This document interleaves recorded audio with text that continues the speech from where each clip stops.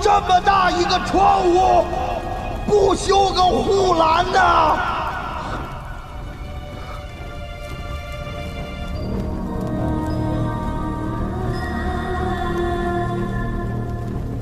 胖子，你看那边，这些是什么东西？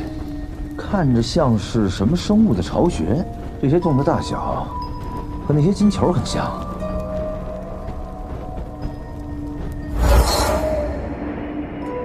这会不会就是那些金球的老巢啊？你说的对，确实非常像金球的巢穴。不过，你看这些虫巢里，已经没有虫子活动了。我猜，是张家人在这里挖掘地洞，制造密扎头。他们一边挖一边制作，一直挖到了这里，发现了这个巢穴。这些虫子对他们造成了麻烦，于是他们动手除虫。以他们的能力，他们可以很轻松地把这里边的金球全都除掉啊。是，但估计没弄干净。你看这里结构，如果金球在这里有这么大一个巢穴的话，说明它们的繁殖能力很强。如果是这样，那么在方圆100里之内，一定还有很多一样规模的虫巢。他们除掉这里的金球，其他地方恐怕还有很多，否则我们不会在外面还会遇到。这个地方有奇特的生物，他们又在这里建造了青铜门。这里有非常神奇的生态，我想门里面藏的秘密一定很神奇。胖子，你有枚举法帮我分析一下。枚举法看来也推断不出来了，太诡异了，还是等本家出来亲自解密吧。郑一星，别躲了，我看见你了。你说他会不会就躲在下边呢？这些洞四通八达，但太小了，他进不去。那走吧。走。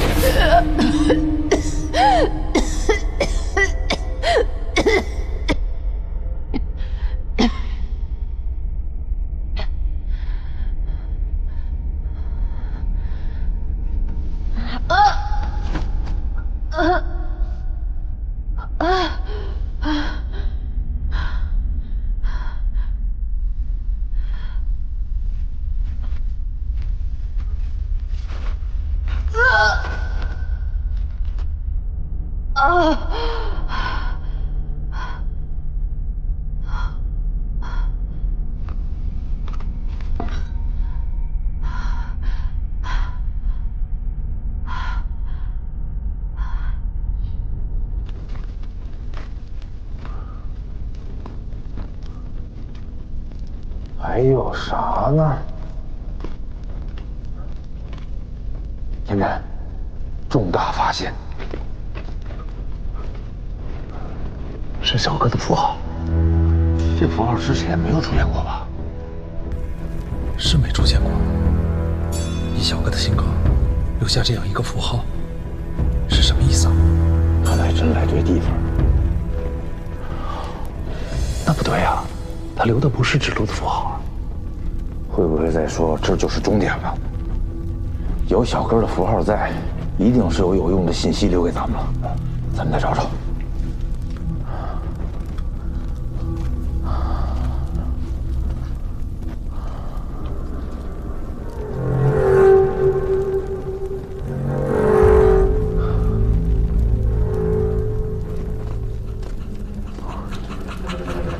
妈呀，金球！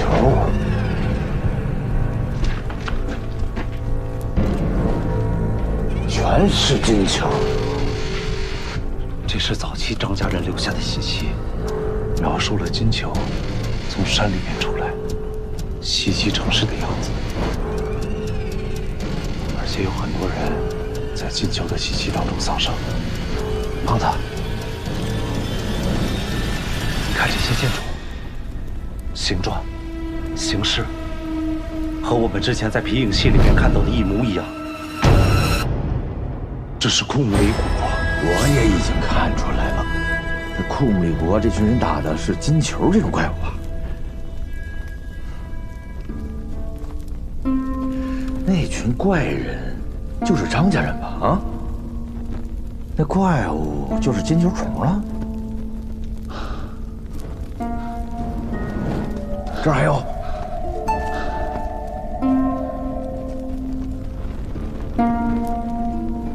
这比我们在库姆里遗迹中看到的信息要更多。原来张家人在到来之前，库姆里就饱受金球虫之灾了，死了很多人。他们就以为是夜王来索命了，于是派出了很多英勇的勇士到山里面去战斗，但几乎所有的勇士全都惨死在了这里。是真惨啊！走，再看看。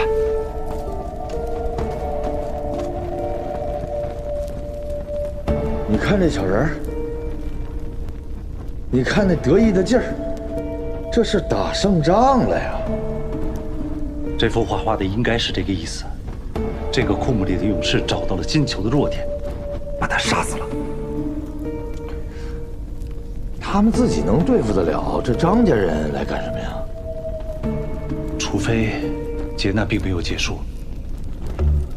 在每一个80年轮回的石头里，以沙斗帝路枯日结束的那一天，天降金雨，雪山深处的夜王便会苏醒，屠杀雪中的一切生灵，尸体漫山遍野，融入人间地狱。如果张海科在这一点上没有对咱们撒谎，那这个怪物就会不断的重生，库姆里就会永无宁日。他们的这个办法不是每一次都能奏效，所以这样的轮回就会持续重演，直到张家人出现。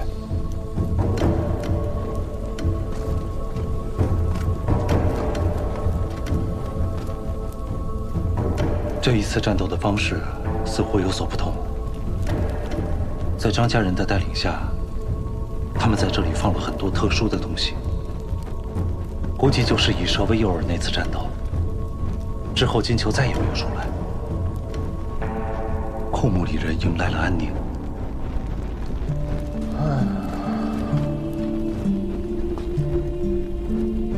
我帮你拿会儿。那就都能连上了。之后因为蛇灾和地震，这个王朝又迅速毁灭了。后来发生地震，这些蛇也随着老城的坍塌，一起被埋进了地底。不过，我还是没想得太明白，是什么原因导致了蛇灾发生？在这个画面上出现了一种花，似乎只能在这个地方生存。这像脑花啊！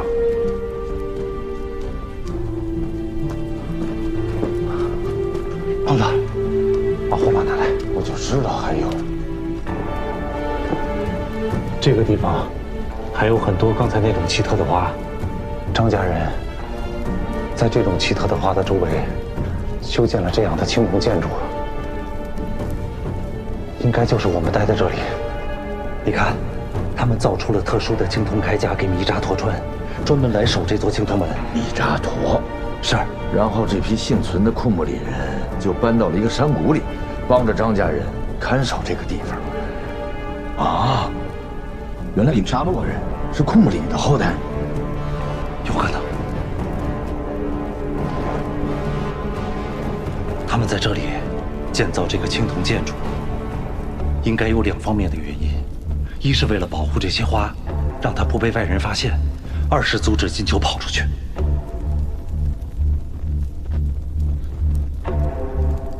胖子，这里还有。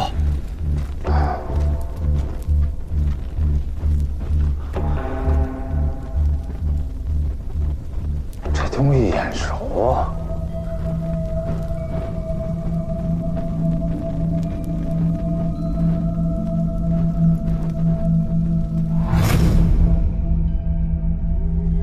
库姆里妖怪盒子，夜王皮其实是金球产的卵，所以我们之前在地下看到的那些东西，根本就不是夜王皮，而是这些卵数量庞大的卵堆积在一起，形成了一个像茧一样的东西。这花有什么值得张家人又搞建筑又编传说的？这是什么呀？黑了吧唧的。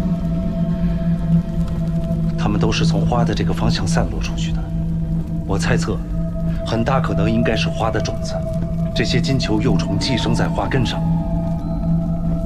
等到成熟后，脱离花根独立存活，有了攻击性，这才下山袭击城市。金球虫有问题，难道和脑花有关系？那为啥不干脆毁了呢？还让密扎陀来守门？哎，我明白了，小哥的任务没准就是让咱们进去把这些花给收了。这只是我的猜测，不一定对。再看看这幅画，终于轮到密扎陀了。这是张家人制造密扎陀的过程。张家人费这么大的劲，在这里设这么大一个陷阱，就是为了防止花的种子和金球虫出去，也防止外人进来。那这么说的话，张海克的目的也很明确了，就是他要得到种子和花。张海克是什么目的？咱们先不管，他肯定没憋好屁，要不然的话，张海克不会费劲巴拉的骗咱，对吧？所以他做这么大一个局，肯定是因为有某种防御机关是他无法破解，但是我可以破解，对吗？什么样的机关除是？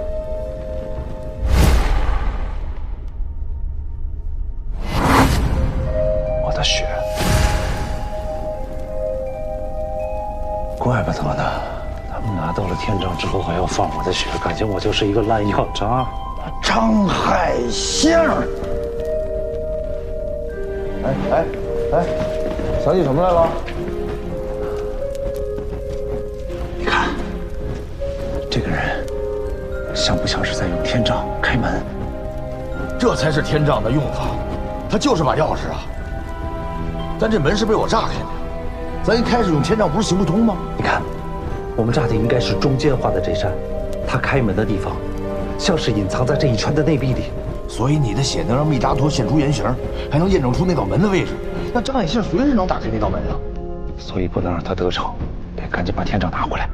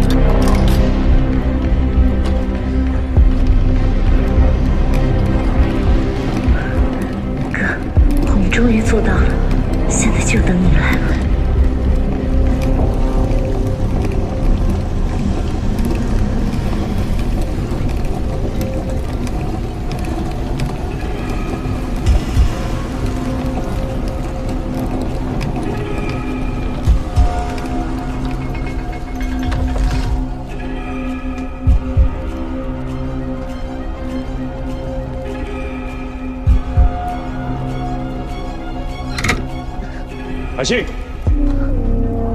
哥，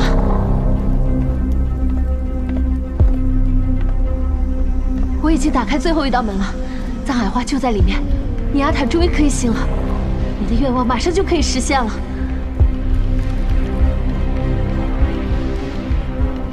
我们快走吧。你不是他。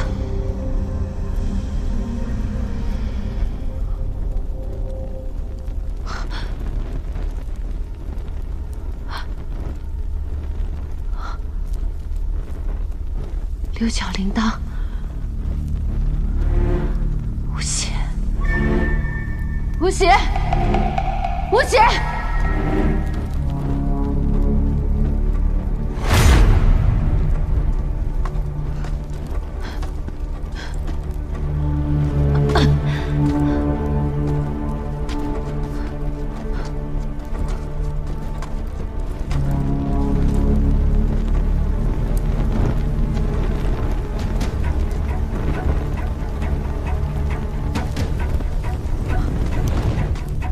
吴邪！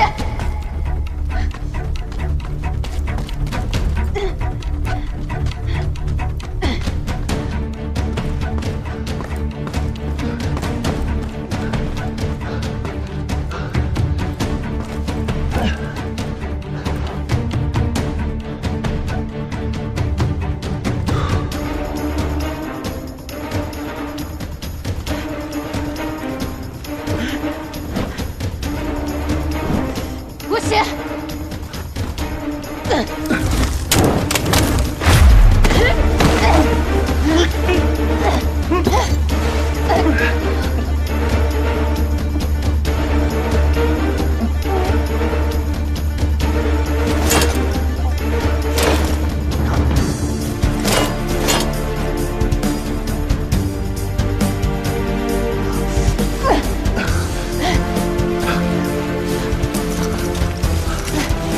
他已经失控了，快跑！别让他抓住你，他会骑着你，用你做他的腿。有炸药吗？没有。这个，这儿呢！来呀！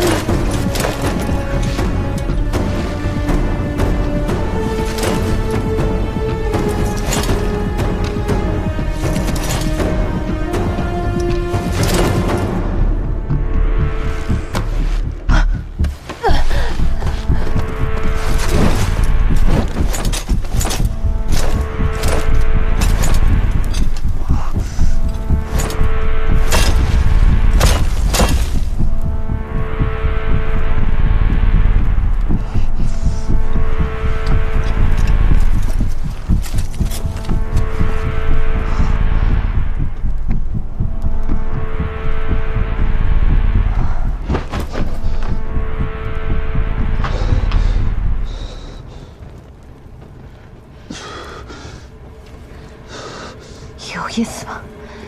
死到临头还要做烂好人。不是为了你，我是为了他。你不是也差不多吗？起码我可以等到我哥来。你不是会跟他讲话吗？为什么不控制他，让他走？只是有人教过我怎么模仿他的声音，但我不会控制他。看来你对这里是很了解了。哥，我已经打开最后一道门了，藏海花就在里面，你阿坦终于可以醒了，你的愿望马上就可以实现了。张海兴口中的藏海花，就是张家界这座京都门守护的东西吧？迪亚达又是谁？复活又是什么意思？跟你没有关系。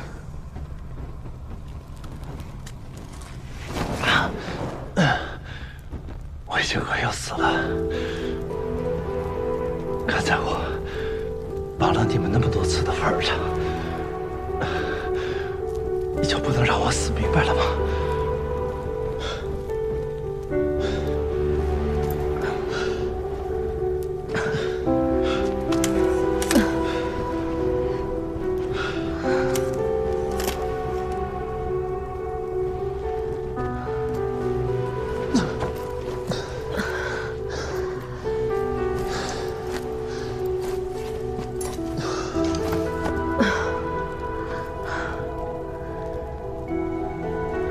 既然你都快死了，我把真相告诉你也无妨。但这些所谓的真相，也只是我们外家人的推测。你有没有好奇过，为什么张家人比普通人长寿？其实这种藏海花，就是张家人长寿秘密的根源。我们也不知道这种藏海花是从哪里来的，但是它赋予了张家很大的意义。藏海花在青铜门里，张家人在这里设下重重机关来保护藏海花，只有张家族长才可以进来，而张家族长的职责就是确保藏海花不被外人获得。但是张起灵因为你的原因，他必须要去云顶天宫下的那扇青铜门去解决更大的麻烦。这也就意味着他将有10年的时间无法处理别的事情。但因为张起灵要去青铜门这件事特别突然，要解决的事情的危害更大，所以他必须要找人去看好藏海花田。我哥在张念那边缴获了张起灵当年留下的录像带，得知他托付了一个人去处理藏海花田这件事情。我们还仔细揣摩了张起灵去青铜门前整个期间的活动，我们认定那个人一定是你。我想了想，我和这个世界的关系，似乎能找到的只有你了。所以我们才把你引到这里，让你去拿我们想要的东西。为了加快你的行动，我们利用夜王这个传说，编造了一个故事，一路来到这里。我们没有想到的是，你的行为不太受控，差点破坏了我们的计划。你们到底是谁？为什么要这么做？我们的确是张家人，只不过我们跟张家人的理念不太一样。我们背叛了张家，开始和汪家合作，服务于另外一个理念。不过你也没有时间了解了。你们和张起灵不是朋友吗？我在卷轴里边看到，你们一起放野，一起回家。为什么你们要背叛他？是因为张起灵先背叛了我们。还记得我哥跟你说过，之前我们在德家的遭遇吗？那不是全部的事实，一切要从张起灵接任族长那天说起。我们从来都没有想过，那次族长仪式就是我们和张起灵的告别，也没有想过一次放野认识的小鬼竟然会颠覆整个张家的命运。在张起灵进入张家鼓楼第2天，父辈告诉我们，张家没有了。张家再也没有天寿，再也没有痛苦，我们可以离开了。当时年少的我们，根本就不知道这意味着什么。我们只知道，我们失去了一个伙伴。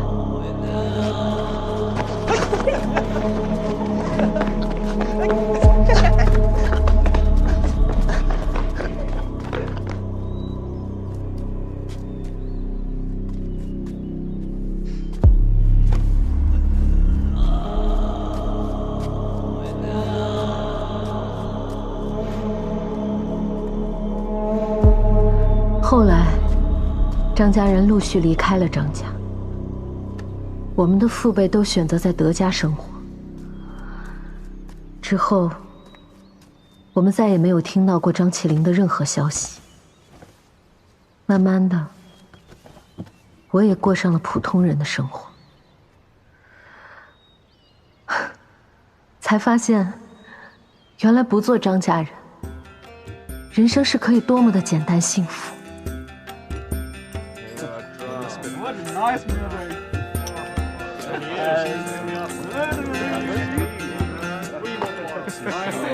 喝一个。Cheers。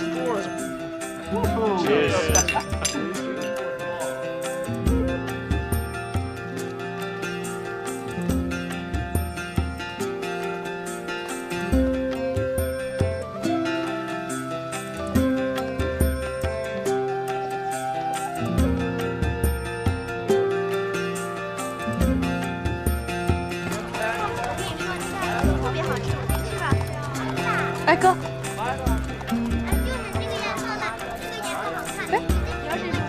这个好不好看？还可以。哎，买个这个吧。海清，我觉得这个。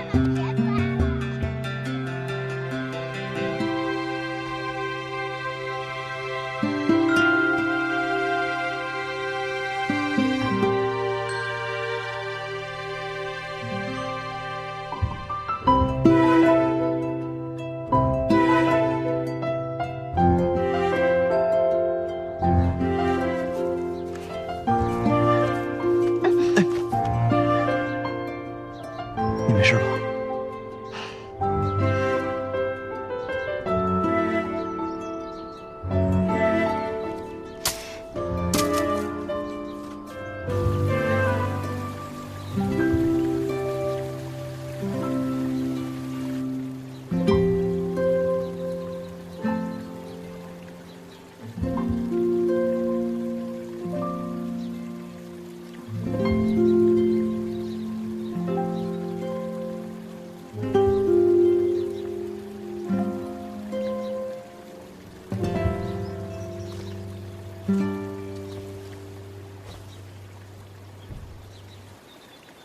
你觉得尼亚塔怎么样？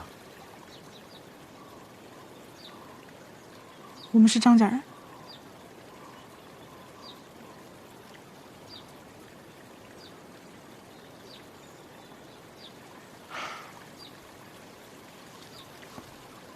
早就没有什么张家人了，你只是不习惯成为一个普通人罢了，这需要学习。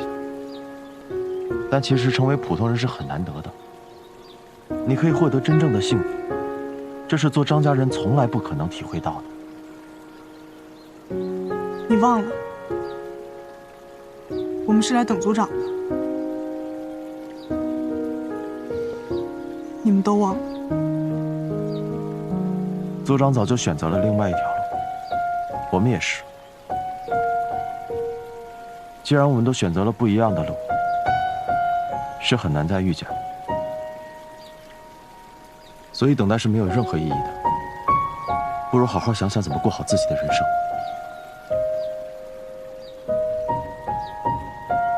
你是我妹妹，我希望你也能获得这种幸福。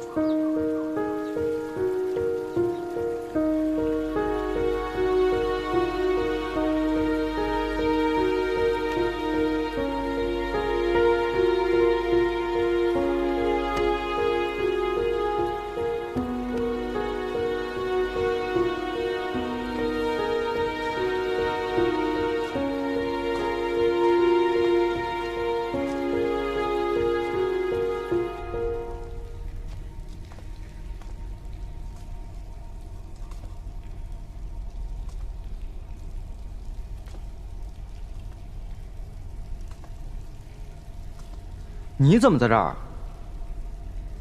咱俩谈恋爱吧。啊？我想过普通人的生活。关我屁事啊！因为张念太恶心了，只能找你了。你不是在找刺激的地方吗？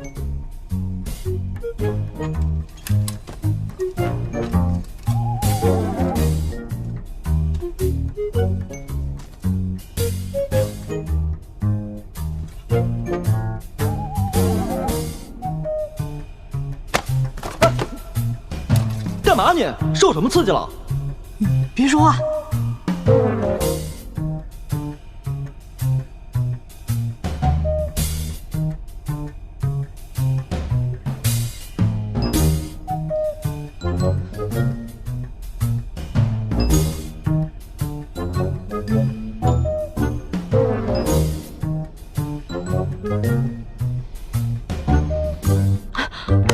张九日，那边有人咬，找死！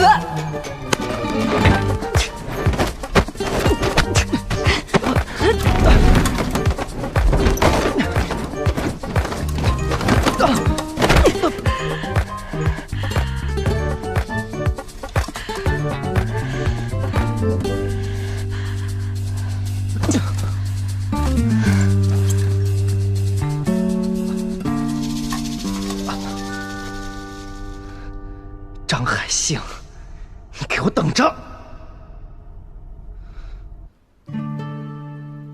又过了几年，我们都以为小鬼不会再回来了。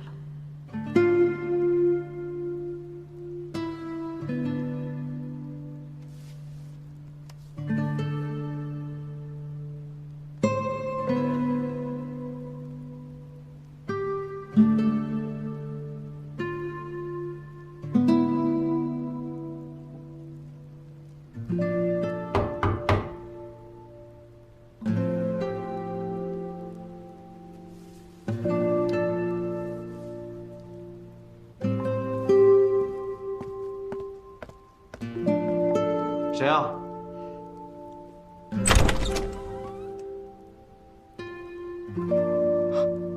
小鬼，你终于回来了，我们一直在等你。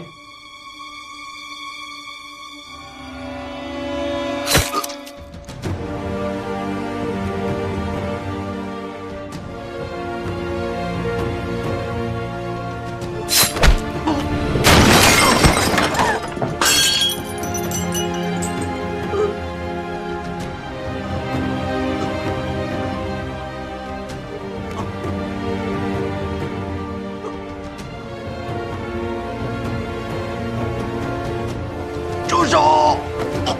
住手！你们天手了，天手要得杀我吗？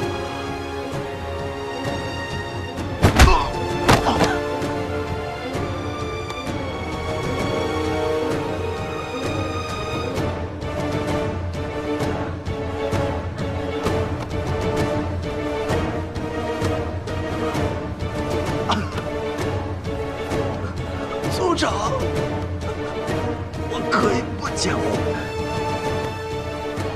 可以遵从张家人的命运，求你放过他，求你放过他！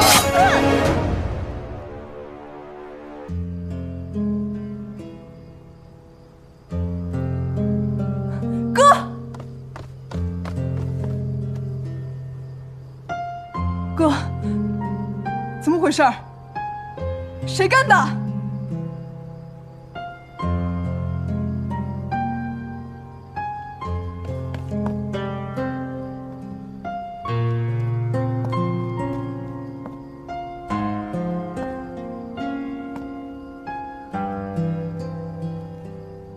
看来他根本看不得我们享受一点幸福。失去尼亚塔后，我哥整个人就像死了一样。直到有一天，有人给他写了封信。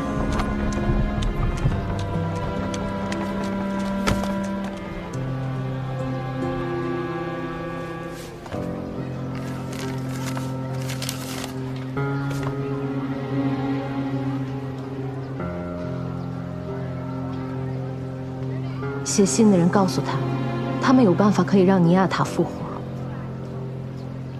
而复活的关键就是藏海花。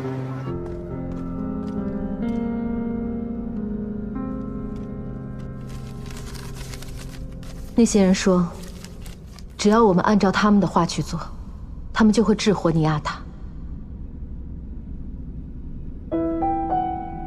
藏海花让我哥重新燃起了希望。所以，他去找了代理族长。你要的东西是张家的劲物，我不能给你。张家已经不存在了，为什么不能给我？张启灵还是族长，要继续完成这个任务。他被天兽操控，杀了我的妻子，夺走了我的一切。我不求找他报仇，我只求他能够给我藏海花，让我救回我的妻子。你知道那是不可能的。藏海花一旦摘下，就会迅速枯萎掉。用它制成的药，只能让活人暂时不死，进入沉睡，被封在棺材里，无法令死人复活。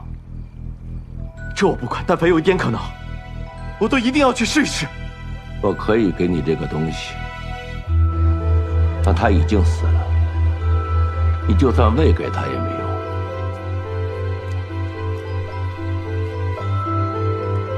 但是族人手里的藏海花都是枯萎的，种子全部灭火了。即使拿去研究，也只有一种结果。所以他开始跟写信的那个神秘人联系，想在不可能中找一点可能。其实我知道，他只是想给自己找一个活下去的理由。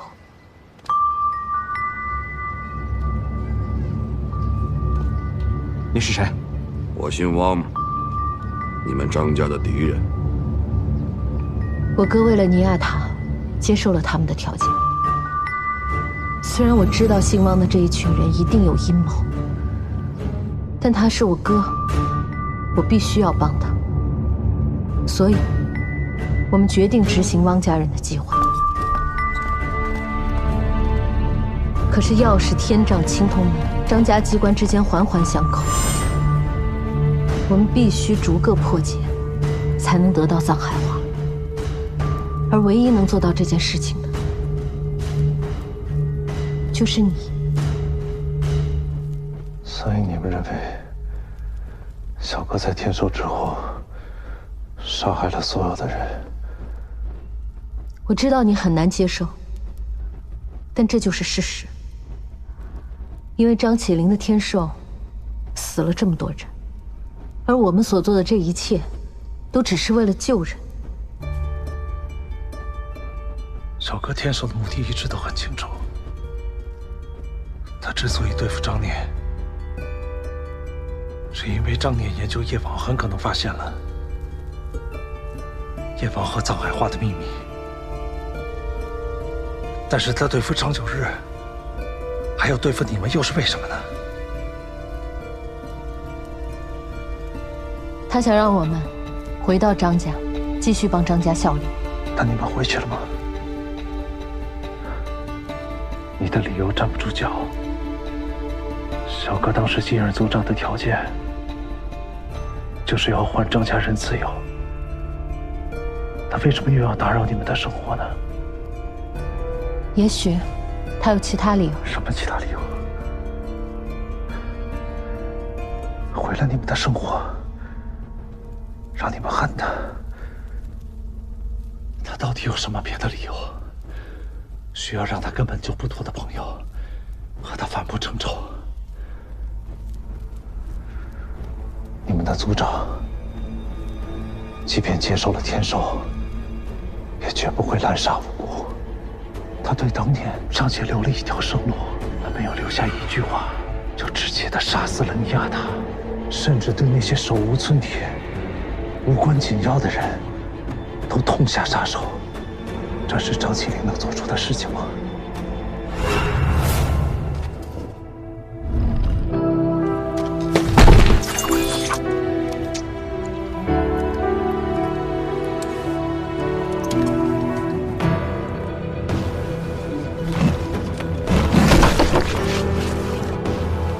张海克和张念呢？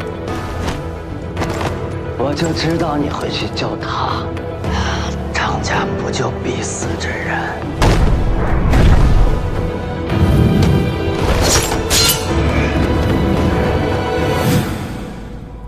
这不是天手，这是谋杀。有一个人假装扮成了小哥的样子。而且他要让张海克眼睁睁地看着小哥亲手杀死了尼亚塔，亲手毁掉了张海克他的生活。你不觉得发生在你哥身上的事情和另一个人很相似吗？仇恨是最好的武器，有了相同的仇恨，他们就可以更好地利用你们，从而实现他们的目的。所以杀死尼亚塔的人，应该是这场仇恨的受益者。你好好的想想，是谁在第一时间找到你们，把仇恨引到张起灵的身上的？看来，他根本看不得我们享受一点幸福。今天有本事把我这条命拿走，我们就算扯平了。所以，杀死尼亚塔的根本就不是你们族长，而是张念。你们族长没有辜负你们，是你们辜负了他。无邪，谁杀的已经不重要了，凶手是不是张起灵，尼亚塔都死了。也是，如果是你们族长，你们可以把这一切都怪罪到因为你们是张家人的命运上。如果是张念，那你们只能怪自己蠢。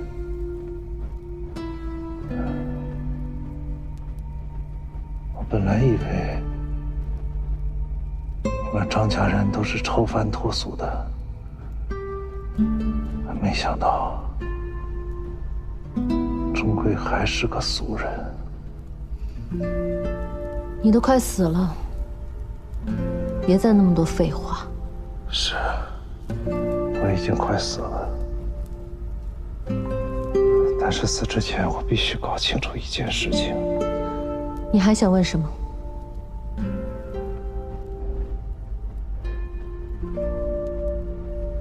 到底有没有叶王？我不确定。那卷轴里面的记录是怎么回事？你们杀戮的信也是编的吗？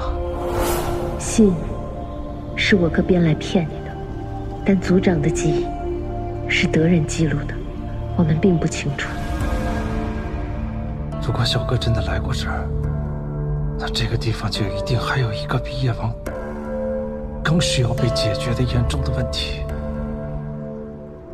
即使如此，族长那一次来也已经处理掉了。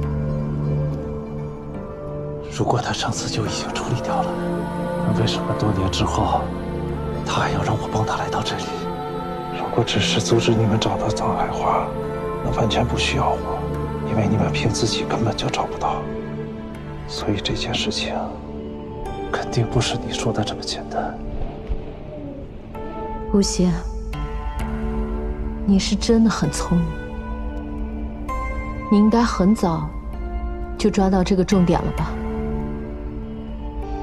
也因为这个重点，让你不得不半信半疑，跟我们一起走。为了救尼亚塔，我们多方打探，才拼凑出了事情的大概。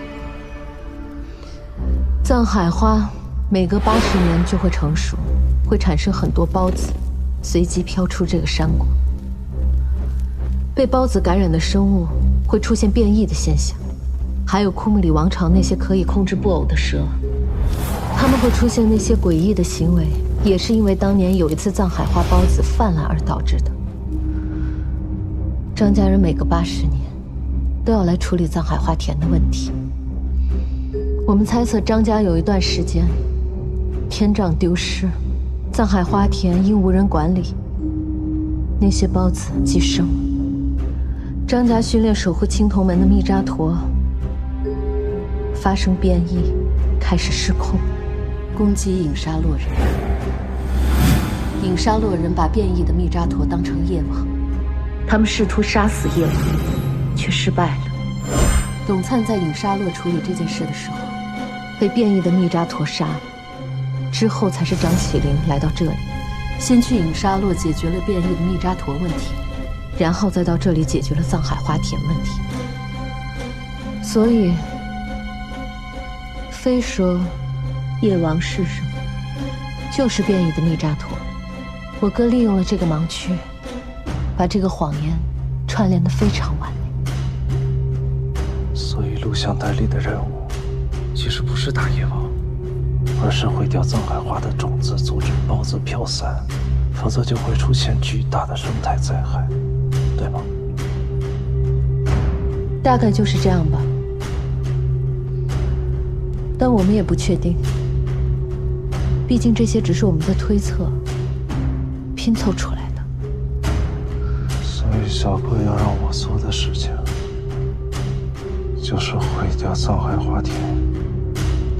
我应该怎么把它毁掉呢？我不知道，也不会告诉你。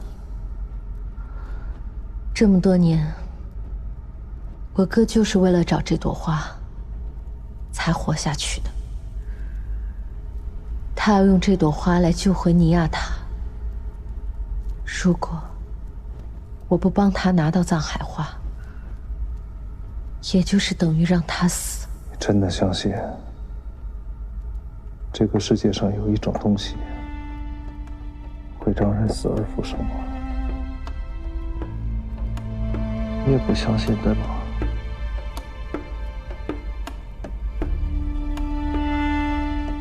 是因为你哥的执念，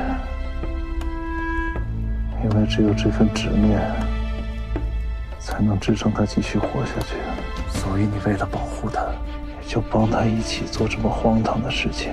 他难道不是自私吗？他有在乎过你吗？他在乎，他在乎。张家一直在对付他，就是利用你们的这帮人。而你们却背叛了张家。我不在乎张家怎么想，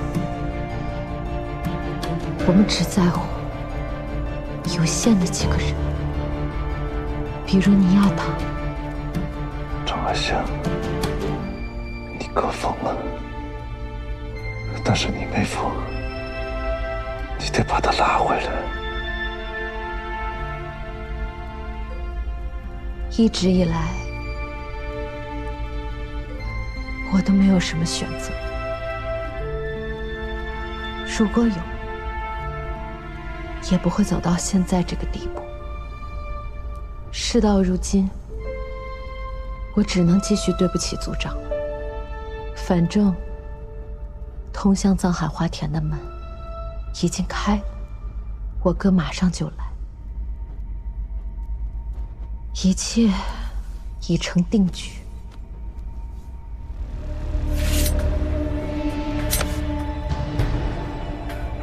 你就安心上路吧。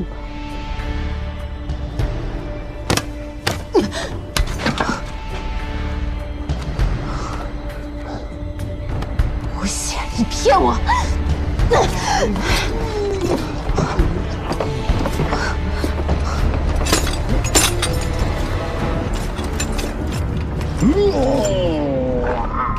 听见了吗？小哥交给我的任务是让我毁掉藏海花田。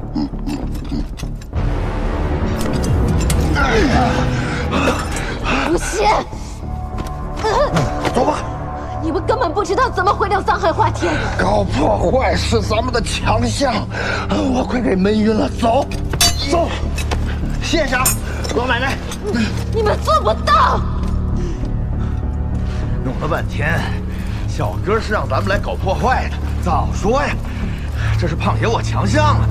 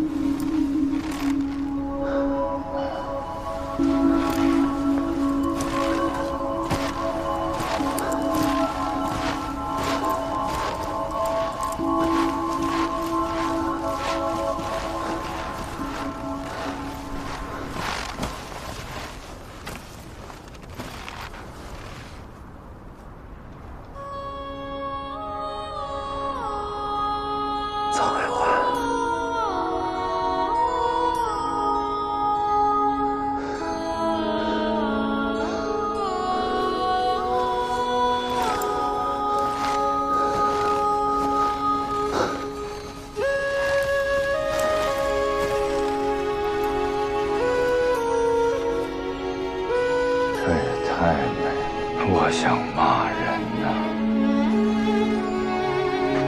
天真，我宁愿相信此时此刻是幻觉。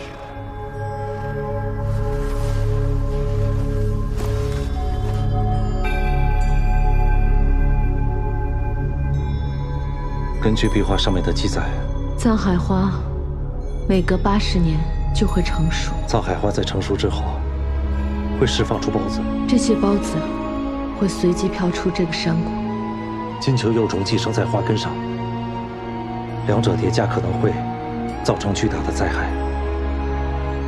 所以小哥交给我们的任务，应该就是趁藏海花种子和金球还没有成熟之前，把它全给毁了。这可是张家养的花儿啊！自然界里这么漂亮的东西，果然都是有毒的。唉。合个影，留个念吧。哎，也没电了。越美好的事物越留不住啊！嘿，一不小心，胖爷我说了句哲理。现在什么策略？你不是话事人吗？你说话，我干活。这事儿是这样的，如果我们把藏海花田毁了，那张海克肯定会杀了我们，那他就无法救活尼亚塔。但是，如果我们不毁了这花田，这些东西散播到全世界，所有的生物可能都会变异，这些孢子就会和核辐射一样快速的扩散，毁掉这一切。你这是我们死还是全世界死的选择？我个人觉得不一定非得是那么残酷的结局。万一张海克那老头他不杀我们呢？所以理论上我们还有一线生机。我们呢，未必打不过他。走运的话，那肯定是打不过。拿1朵，就给他留1朵，救尼亚塔。那要看他心中还有没有底线和善念。我们毁掉这里需要时间，他现在一定想尽办法赶过来。等下他来了，发现我们在这里毁掉这些花朵，仍旧不动手杀我们，那我相信他为救尼亚塔也不会伤害别人。那我们就给他留1朵，是福是祸，就交给他。如果他要杀我们，就说明他为了救尼亚塔，就会杀所有人。那我心地再好也不会给他，不会再同情他。行，那最好等他们那帮人到的时候，我们已经彻底解决了。否则做选择题的人还不知道是谁呢。来吧，造吧，一把火给他扬了。用火烧没用，这些花全开在冰面之上，但是它们的根系全在冰层之下，就算你烧了，它依然会长出来，而且下面还有寄生的金球幼虫。所以得想一个办法，能毁掉冰面下的根层。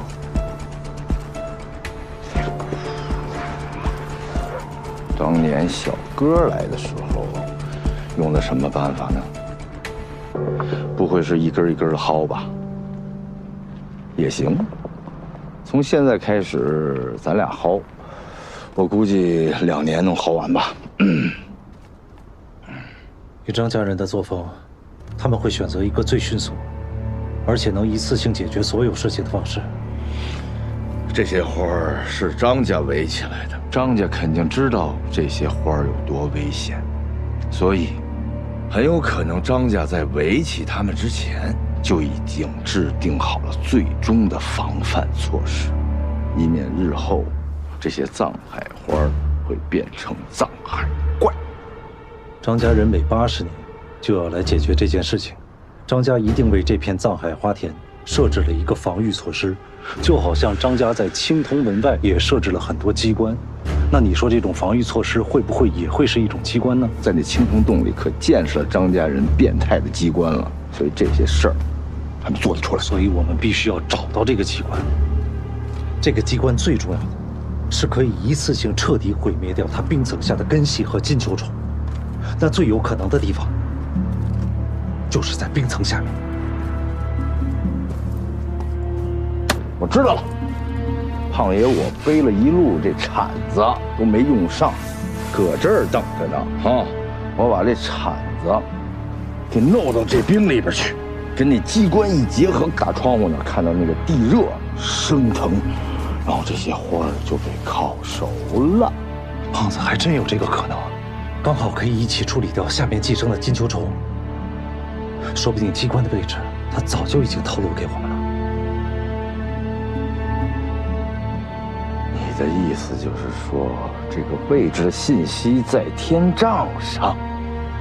天杖是张家族长的信物，进入藏海花田只可能是张家的族长，而且我们在外面是用这根天杖打开花田的暗门的，所以机关的位置很有可能就隐藏在这根天杖之上。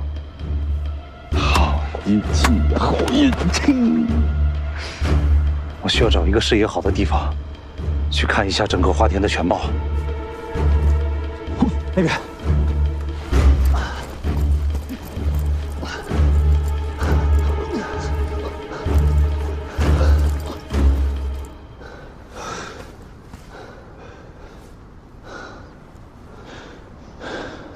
怎么样？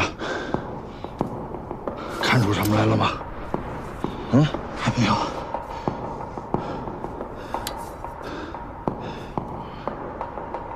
胖子，我总觉得藏海花田这个形状我在什么地方见过。是吗？好好想想。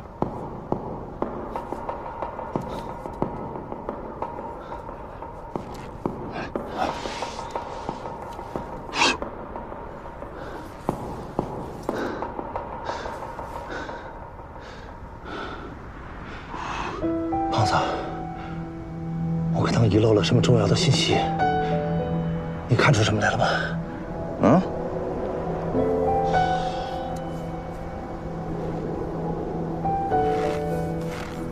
是不是咱们太自以为是了？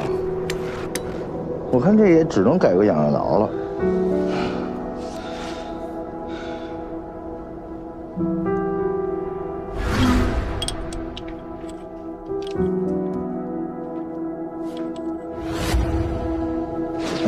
哎，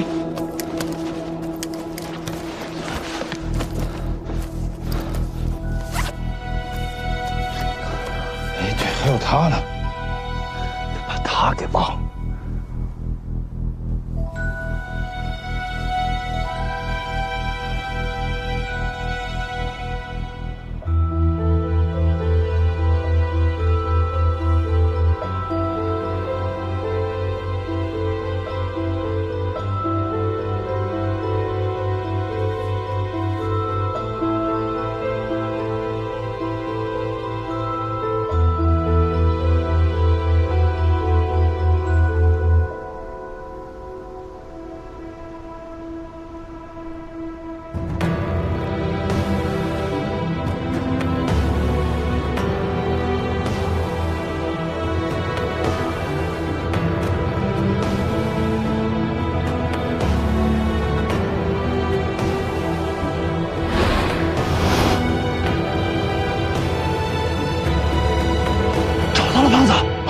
吗？是吗？是吗？是吗？别动，看看，别动，没动，没动。透过这个孔，你看，看到了吧？哎，反光的那个点，有点发光啊！哎呀，太奇妙了吧！哎呀，差点把它给扔了！哎呀，还真有失一丝希望。钥匙上面的花纹是德驾下水道的地图，而钥匙形状的本身是藏海花田的地图。我们刚才透过这个孔看到那个反光点，应该就是机关的位置。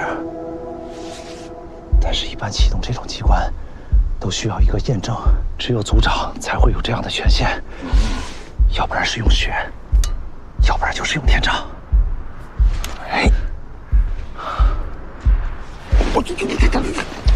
怎么了？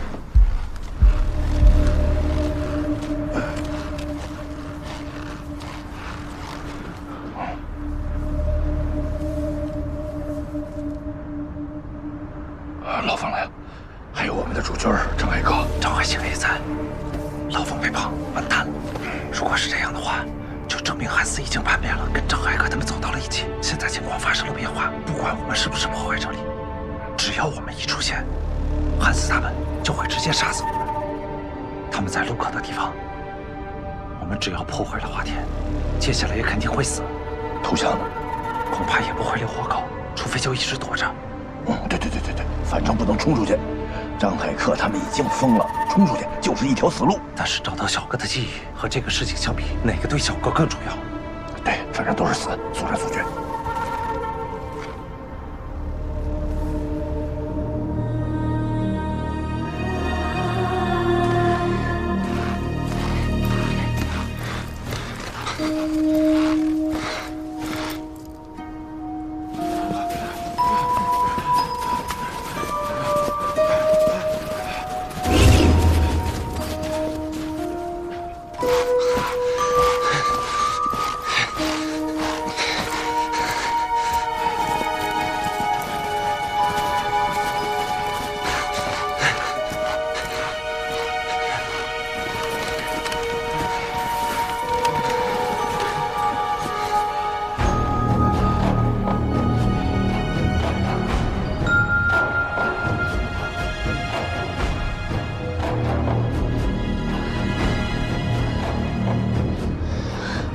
哥，我们终于找到藏海花了。原来，张家的秘密是这个。Boss, now you can see these weird plants are priceless. We just need to gather them up and report back. 赶快开始 Take the flowers, quick! Yes, sir. Release! Down! Get down!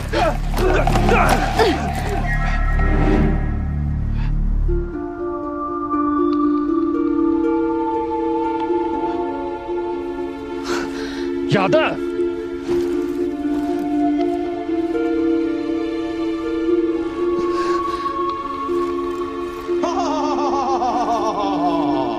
胆小鬼，我就是夜王！你们胆儿也太肥了，敢动我的藏海花，是不是都不想活命了？别动啊！刚才那只是给你们提个醒儿。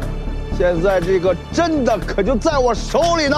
你们谁敢动，我就带你们一块儿去见阎王。哥，别信他，这里是雪山，他不会炸的。别动啊！哎，别动！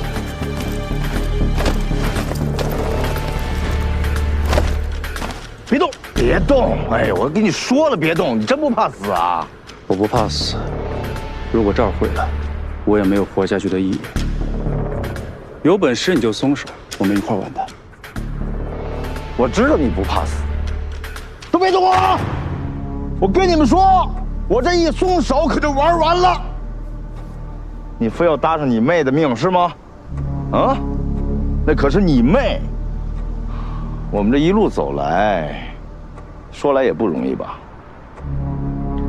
从莫桑到德加，再到雪山，再到这藏海花田。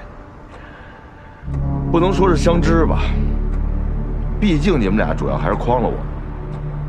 有很多你的事儿，我也是听你妹说了，我才知道。但抛开这些过去不说，咱们也能算患难的，不能说是朋友吧，也算是走了人生这么一遭。好多事儿应该能聊了吧，不至于到最后用这种方式解决吧？哎，我说你这么大岁数的人了，怎么好多事儿还看得这么不明白啊？冲动才是真正的夜王，明白吗？我觉得人生有很多种选择，你妹，为了你，啊，什么都可以做。可你执着地活在过去，你不珍惜你现在还拥有的和你妹的感情，我都为你难受，真的。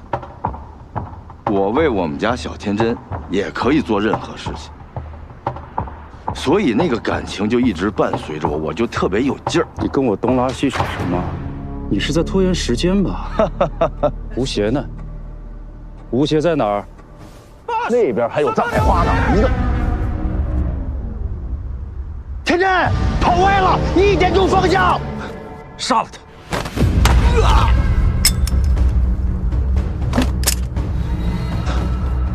！After him! 别杀他，他会给你留一朵的。Shoot them down!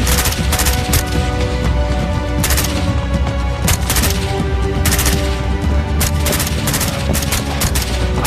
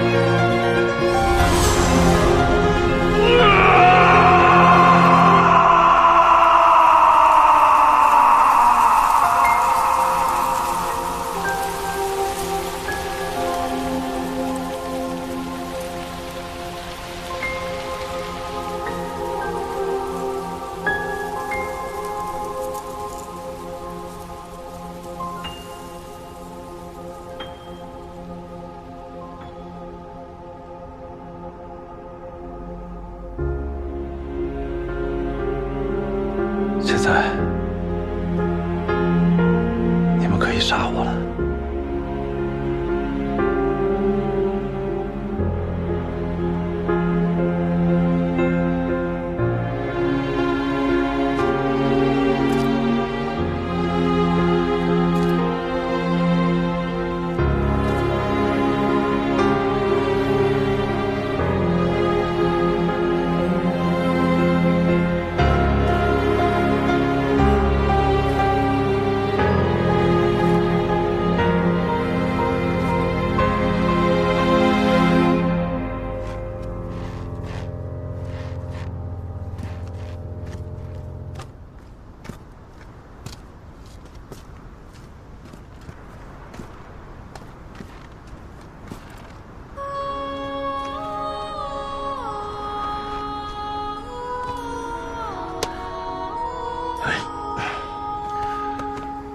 结束了，团子还活着。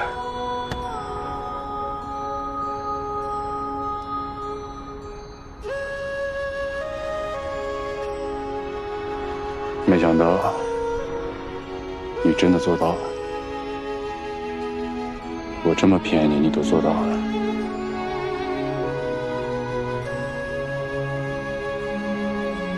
你不理解我。我理解你，救你老婆是吧？如果这花儿真能起死回生，我也需要。是老天爷不理解你，因为这个世界上就根本没有你想要的那个东西。样本，样本呢？你们采集样本了没有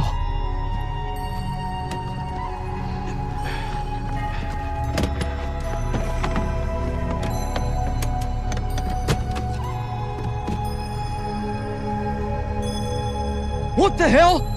Whoa! I kill you all! 这个是用来保存金球的设备，一开始就不能确保能不能带走藏海花。这种话我们根本没有研究过。事实证明，无论是藏海花还是金球，都是无法带走进行长期研究。它们只属于这里。藏海花一旦被摘下来，迅速就会枯萎掉。你早就应该知道，藏海花是绝对不可能让人起死回生的。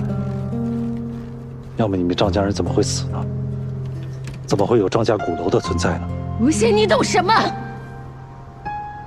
你知道我哥为了藏海花花费了多少年吗？你把他所有的希望都在这一刻全毁了。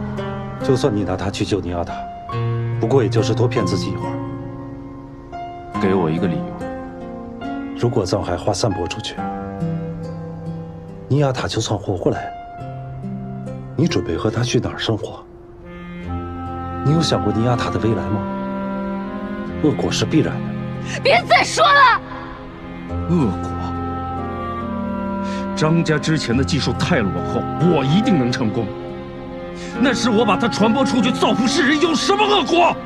你疯了！藏海花成熟以后，孢子如果散播出去，一旦失去控制的话，会造成巨大的生态灾害。变异金球和密扎陀的伤害性，你比谁都清楚。我不在乎。那还有什么是你在乎的？你身上所肩负的，不过就是你心里边自私的执念。明知道根本不会成功，还执着的要试一试。你信不信？我伸手就能杀了你！来呀！把我的脑袋装进盒子里吗？第8个。来。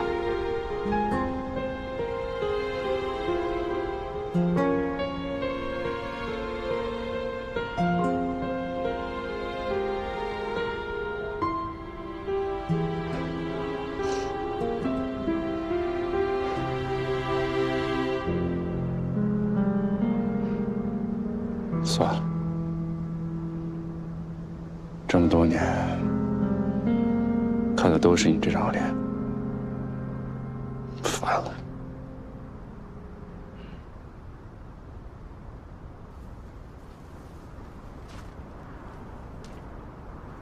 张海克，你告诉我，接下来怎么做？没有接下来。我接受不了这个结果。结束了，走吧。你对他们做什么都可以。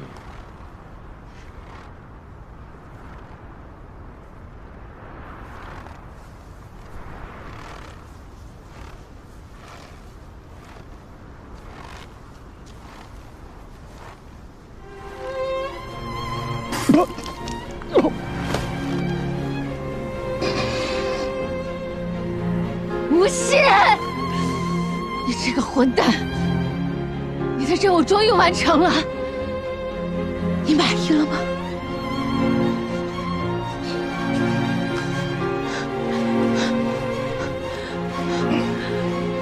哥，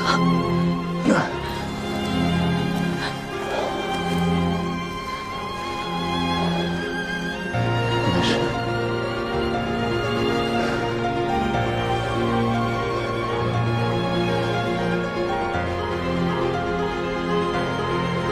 在这一刻，我看着张海克兄妹俩走远，我觉得我变了。如果是以前，我绝下不了这个手。就算是对的事情，我也不希望看到任何人像他们一样痛苦。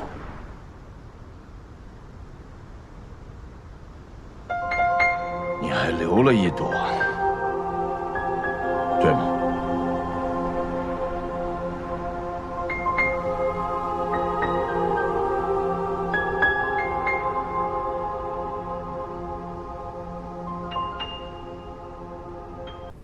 你不觉得这些花儿为了更好看了吗？小哥交给我们的任务，我们真的完成了吗？这都不算完成了，那什么算完成了？虽然藏海花田烧毁了，但金球虫还没出现，我觉得有点不对劲。到了该说再见的时候了。走吧，老冯，跟我吃点好吃的去吧。啊，哟，还绑着呢，人缘够差的。哎，来吧。关键时刻还得看我胖爷啊！哎，回家了都。怎么样？是不是交到了一好朋友？患难的朋友，快点啊！走了，田震。Hans, it's over. You can leave now. No! Search the area again! There must be more flowers! 你们吵吧啊！ There's nothing here. There's no Zanhai flower. There's no Ye Wang. Stop acting like a fool. Boss, there's something down there. 胖子 Over here! 他们好像又发现了什么。继续走，走了就没事了。走。Over there! Here! See that? Look! Yeah. Blow this thing up! There's something underneath. No. Hey, what are you doing? What are you doing? Are you trying to kill us all? 小心我炸弹！田震，我跟你说，你别管他，什么事儿都跟你没关系。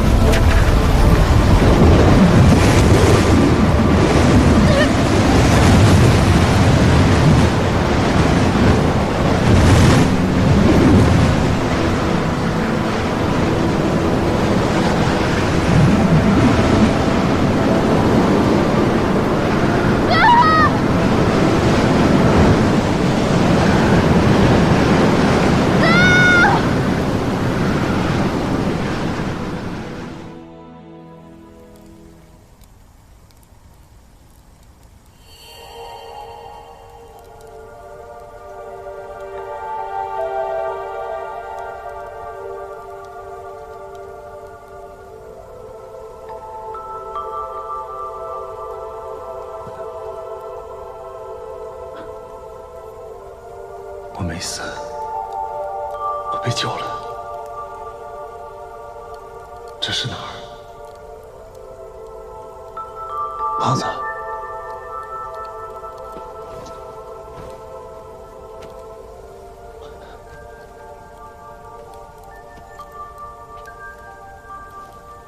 胖子。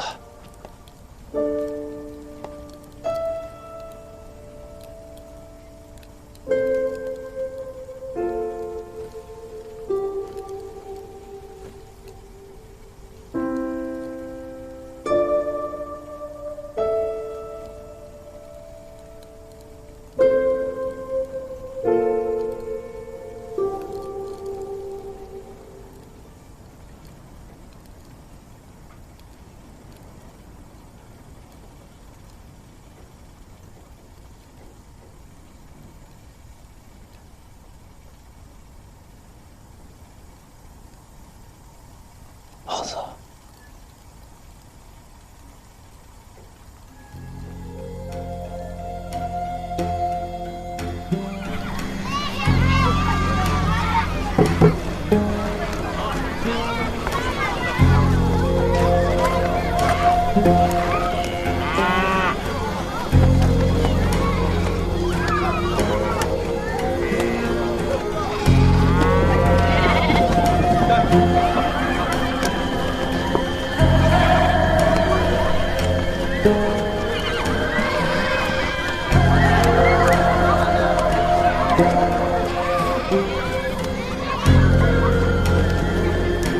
你好，哎，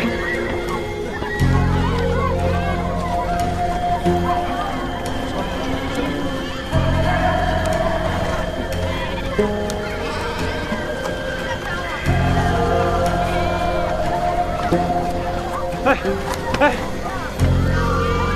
你好，远处那个暴风你能看见吗？它非常危险。而且移动速度很快，马上就会到这里来。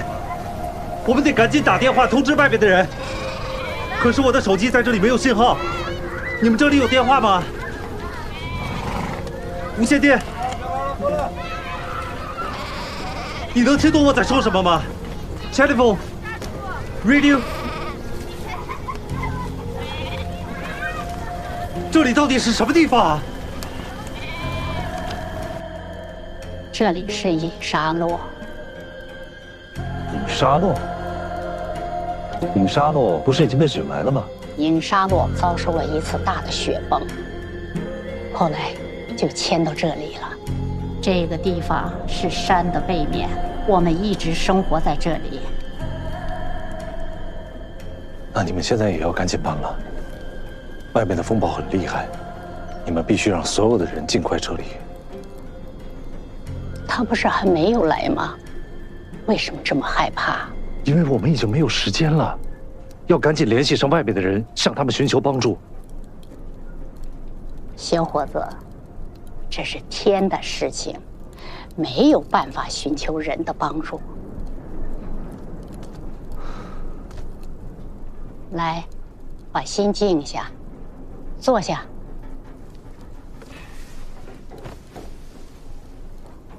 你的疑问，我已经解答了。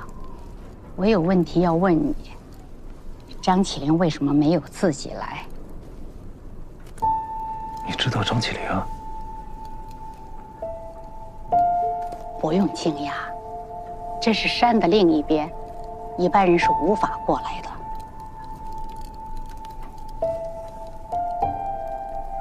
所以是你们救了我，还有胖子。那其他人呢？我们的人在巡逻时听到动静，找到了你们。只是有些人呐，永远就回不来了。回来了，你会在这里见到他们。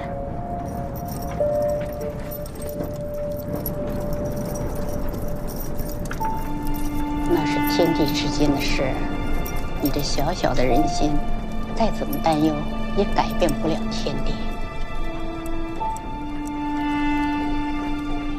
但是张起灵可以，不是吗？张起灵，他的信念无比的非凡，和你不一样。但是他没有来。因为他还有另外一个很严重的问题要解决。他说有很严重的问题，那一定是比我这里的问题更严重，有更多的人需要他的帮助。所以这里的事情就由我替他来完成。我会帮助你们所有的人撤离出去。张起灵有朋友了，我还以为他永远不会交到朋友了。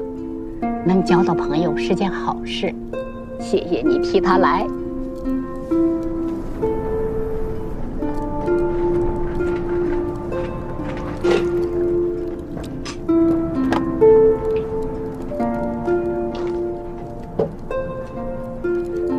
印丹，别那么没礼貌。我真的不知道你们怎么能做到这么平静。风暴马上就要到这里了。风暴已经产生，人怎能躲过风暴呢？来不及了。我们的祖先受过张家人的恩惠，我们许诺世世代代在这里守护藏海花田，不让外人进入。可是现在风暴来了，应该快点离开。阿莫，来，站起来，来把这个试试，往上提。阿嬷，这袍子太长了。你长得快，要是太短了，你就只能穿半年。阿爸他们都在杀羊，要过年了吗？有一个大的节日，你可以吃羊耳朵。扎子尼莫，扎子尼莫。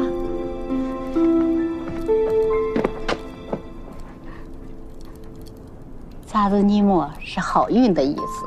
您听我说，现在藏海花田被烧了，所以暂时它的孢子不会再扩散开。我们要先躲开风暴，赶紧走，等风暴过去了再回来。有害的是金球的幼虫，而不是藏海花。幼虫寄生在花上，花只是把它传播出去。现在暴风来了，暴风本身不是危险，但它会把冰下的金球虫带到山的外边去，到时候会有更多的东西被感染，所以我们要留在这里解决这个风暴。我们这里没有电话信号，你快点收拾收拾，走吧，一会儿就来不及了。那你们呢？你们要去对付暴风，也都能安然无恙吗？人总是来来走走的。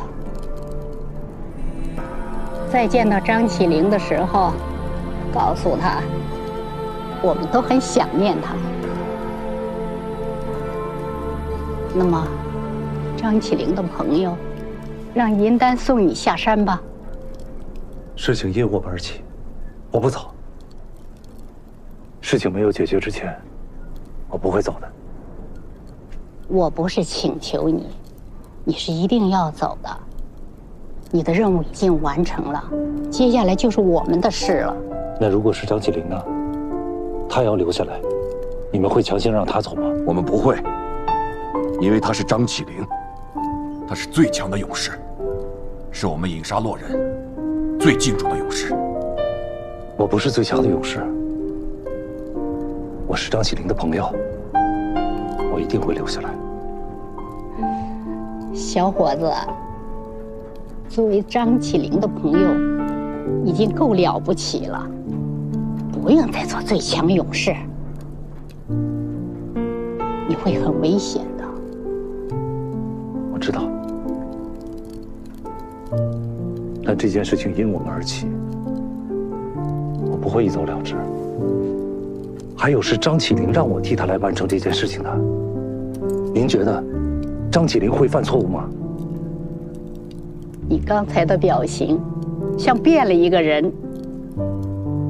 如果我要是死了，您告诉他，之前来过这里。哎，没想到首领居然让你留下来了，我很感谢他。少在这花言巧语了。这次的风暴就是你们引起的，你凭什么对影沙洛人负责？你话说的是好听，但是我敢肯定，当面对暴风的时候，你一定是溜得最快的那个。你的朋友，我会送他们出去，但是你要想清楚，我们只送一趟。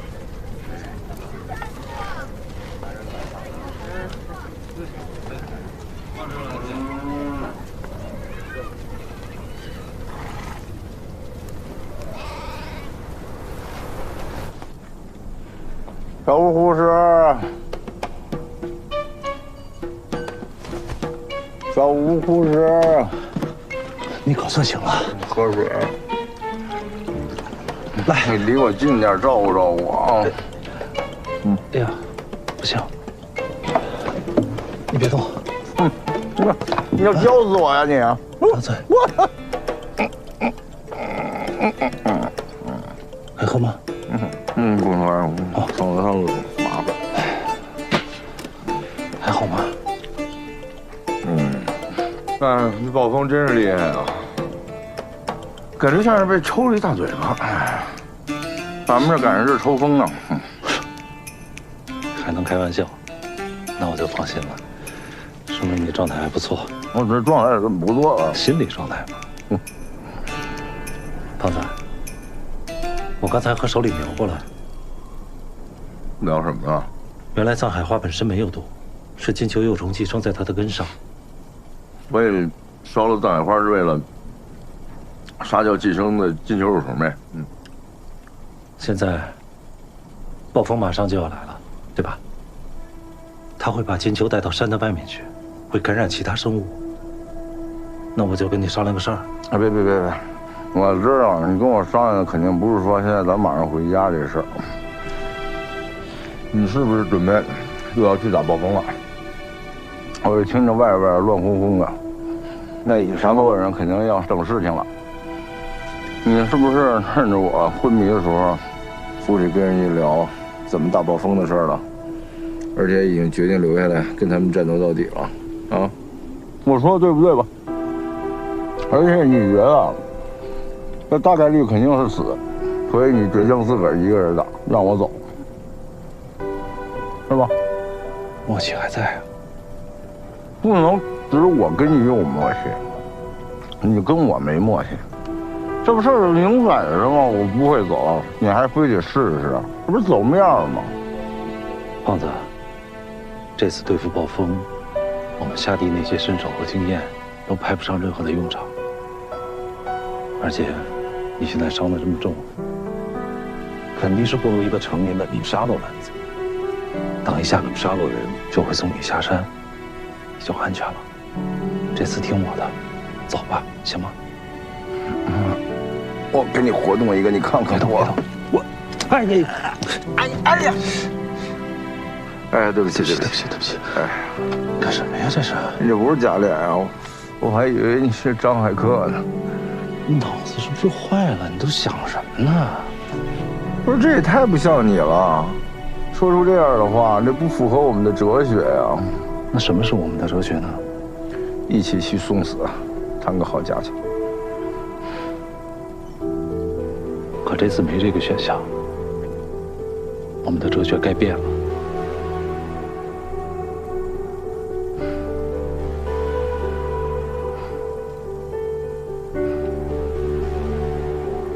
你确实变了，让胖爷我不会变。所以你更需要我陪在你身边了。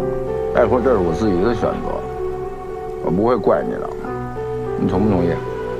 你要不同意哈，我就闹啊！我就跟你拖后腿。哎，别激动，好好养伤，赶紧把身体养好了。我得赶紧找一套老风去，等我回来再跟你商量，行吗？你别不管我呀。你拿我牛肉干干是干嘛呀？马上就回来。那我咋办？你给我叫个护士来呗。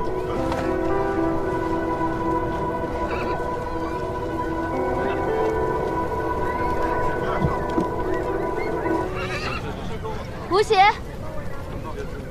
下来。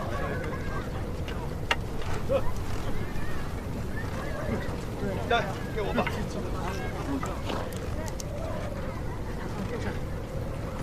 听说你要留下来和他们一起打暴风。你应该清楚，这群隐沙洛人是要去赴死的，你去也是死路一条。你能不能少说两句废话？我已经决定留下来了。张起灵选你自有他的道理，你不能去赴死，你有更重要的使命要去完成。放这儿了啊！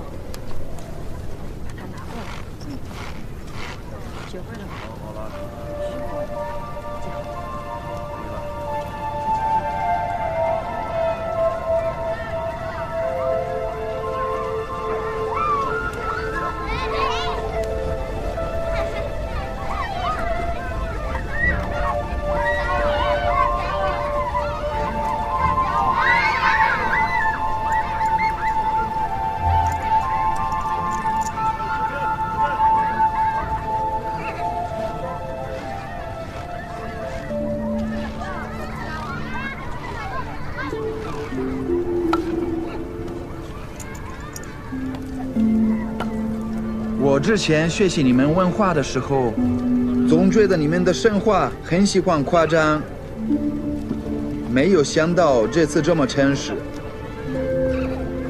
夜王真的看不见，还有1000双眼睛。不过这样的夜王对我一点用都没有，我的研究方向全部搞错了。你呢？你一直都认为夜王是张海克骗你的，现在你终于看到了吧？什么感受？不可思议。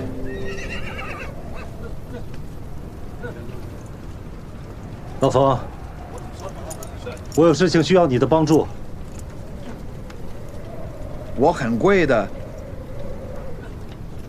之前我们签过合约，那300万我不要了。不过就那么一点点，请我可不够。你一年赚多少钱啊，老冯？有没有什么办法，不花钱可以雇到你？就这个。哎，你直接说，你需要我帮什么忙？我要去打暴风。会死吗？我的好运不在了，所以我一个人无法完成。我真的很需要你的帮忙，老冯。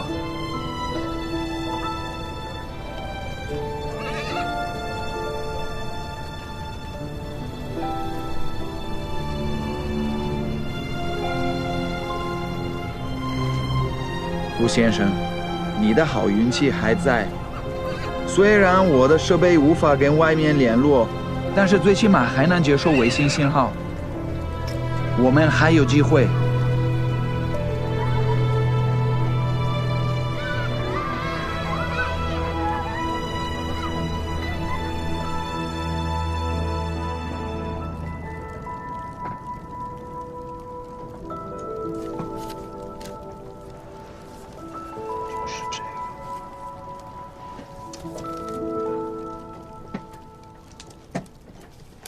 总的来说，风暴之所以会形成，是因为汉斯炸了藏海华天，地下巨大的热源大量上涌，导致冷热空气剧烈的对流，在大气中形成了气压差，然后形成了一个气旋，最终形成了现在我们看到的风暴。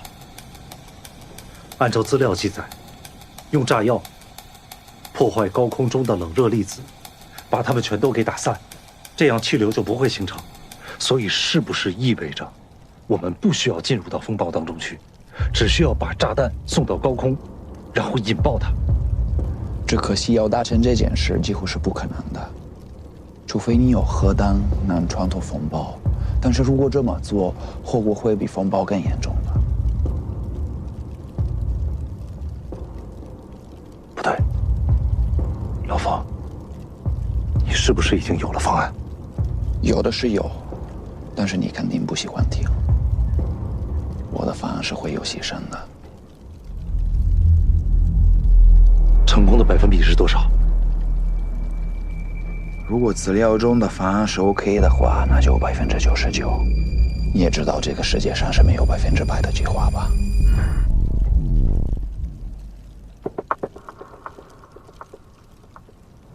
跟我说你的方案。吴先生，你变了。你的方案。好，其实我们在这个情况下会考虑到一个问题：怎么用最少的牺牲来得到最大的胜利？所以我会组织一个敢死队，让这个敢死队保护一队人，突破风暴，进入烽烟。只要有人能进入到这个位置，烽烟的位置是没有风的，那我有100种方式把这药送上去。以现在的风速，敢死队进入到风暴当中，那就意味着他们所有的人，他们会全部都死光了，但是其他人能活下来。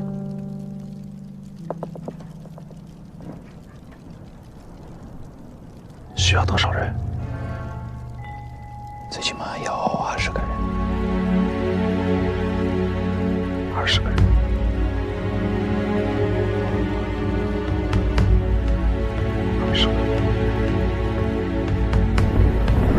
勇士们，我们在这里等候多年的宿命，已经在天空中显现。今天是我们变成雄鹰的好日子。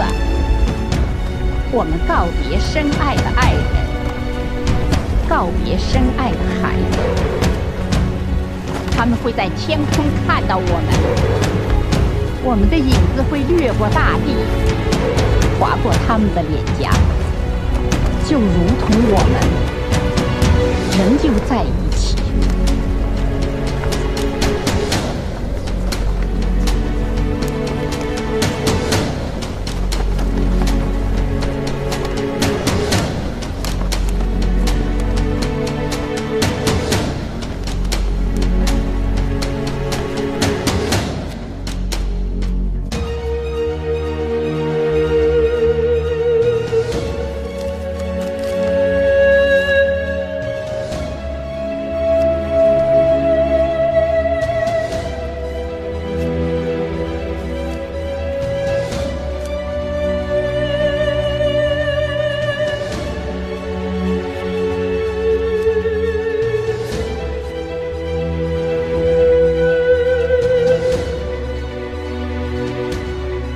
怎么样了？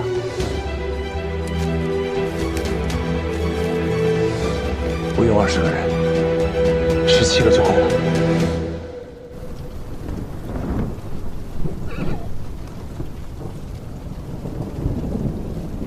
1、2、4，1、2、4，再往后来一点，再往后。好的，哥。再往后。好。再来。1、2、4。1、2、4，你往上刺谁呢？你能刺到谁啊？再来。知道了，哥。1、2、4，1、2、4，1、2、4，不对，你手再往后放点儿，再来。1、2、4，1、2、4，对，再高一点。来，行，来，就这样。1、2，1、2，不对，你的手要再高一点点。1、2，对，就是这样。再来。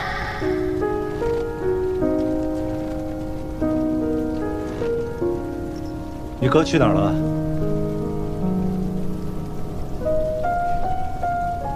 他回去了，他需要自己静一静。那你不走吗？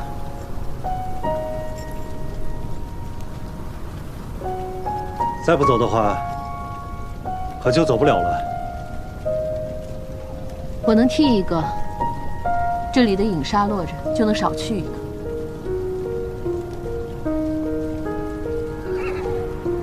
还债还是良心不安，吴邪，你真把自己当成救世主了？你这么做，只是在自我感动。如果是想还你哥哥的债，你没必要这么做。你难道就没有执念吗？我有啊。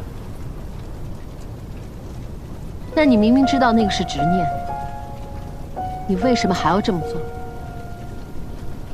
就是想承担点什么罢了。你不是也一样吗？过去这么多年，一直都替你哥哥承担着一切。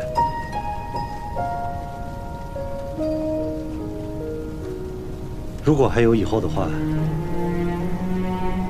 要学着对自己的生活负责。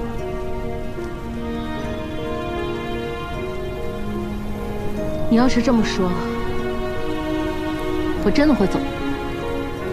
走吧，不送啊。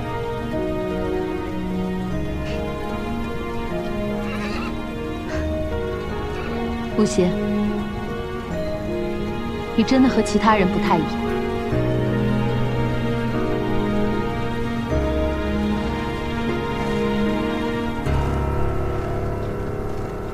我已经决定留下来了。不过我不是为了任何人，而是我想自己去承担这件事。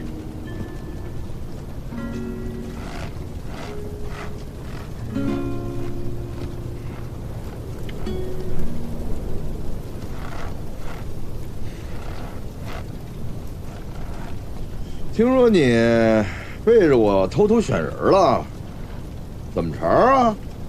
真不带我玩了？翅膀硬了是吧？我这腿马上就好了。他走了，这名额总该给我了吧？最后一个名额都给你留好了。这还差不多，够意思啊！不过我跟你说，这尹沙洛人我真是佩服，是真不怕死啊！那乌泱乌泱的找我说要走后门加入咱这队伍，我说没门儿。我说你们这家里是没亲人是怎么着？有一个你还别说，那小媳妇还真挺漂亮。这都什么时候了，你还身残志坚呢？啊？我胖爷是那种人吗？瞧你说的，你是没看见，他们家那孩子还没断奶呢，那小孩不能刚一出生就没爹吧？我说你不许去啊！你去了，你们家门前是非就多了。那么硬的汉子，哇就哭了，不像他们张家人，一点感情都没有。哼！尹沙洛的男人把勇士的名称看得比生命都重要。是，这些勇士面对他们家人的时候，就还是爸爸，还是父亲。但是我一点不羡慕他们啊！我高兴的是，可以和你一起去死了。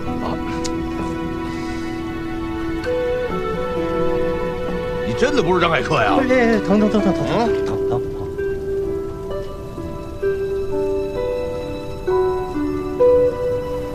田震，不管你变成什么样，你在我这儿都是天真。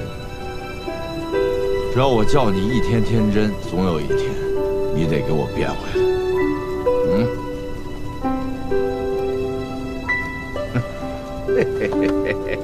走，这真的要去死了！气氛都已经烘托到这儿了，没得商量了。那百年酒馆里，你都写什么了？我忘了写的是跟天真一块去打夜王了，要么一起死，要么一块回来。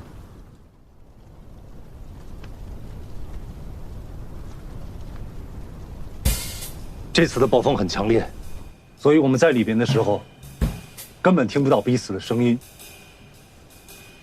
我在这里画了几个简单的手势，我们需要尽快的学会。来，伸出你们的双手。第一个动作，前进，对，坚定一点。第二个，后退。哪有机会后退啊？这不学了，这抠了。啊，不许后退，左右分散。就这点人还分散呢？这不用学了啊！原地待命，他妈有时间原地待命吗？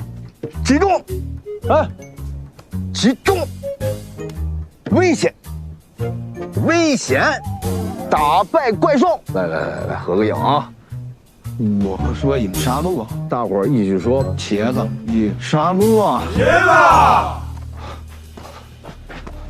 一南哥哥，阿婆说那些去附近探路的人到现在都没有回来，让你去找一找他们。快走！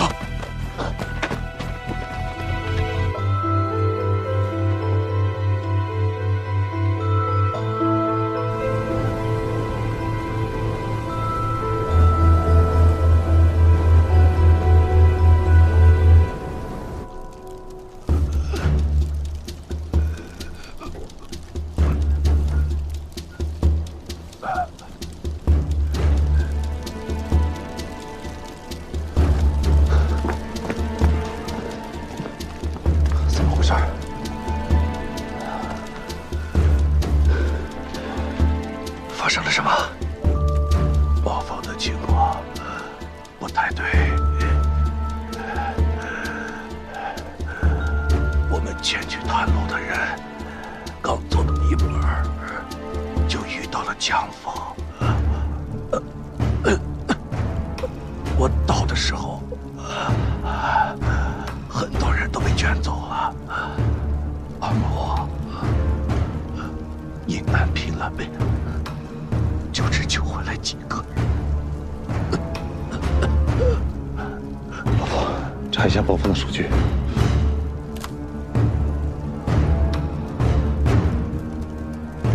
不好，风速变快了，比我们之前预计的加快了很多，可能是地下热源有变化了。我们还有多少时间？最晚明天中午。风眼就会到达最佳引爆点。现在我可以加入敢死队吧？银丹受伤了，我替他去。你知道为什么从一开始我就没有选你吗？我知道，你想让我活着离开这里，去弥补我留下的遗憾。你错了，因为只有你活着，才有机会救更多的人。一旦我们的行动要是失败了，只有你可以把所有的资料带出去，让外面的人知道这里发生了什么。你最清楚这些资料，你是我们最后的计划。让所有的人准备，明天出发。